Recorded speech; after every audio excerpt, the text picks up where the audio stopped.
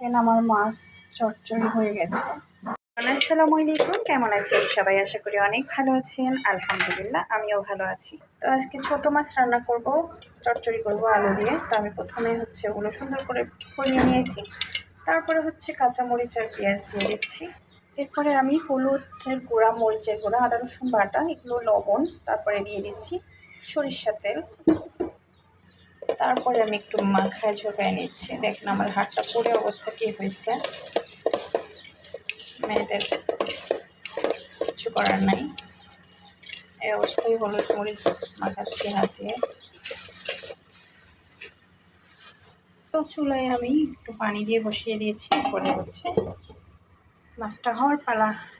তো দেখি বলক উঠছে কিনা। হ্যাঁ, বলক উঠে গেছে। তো আমার মাছ হইতে থাক। আল্লাহ হাফেজ, টাটা।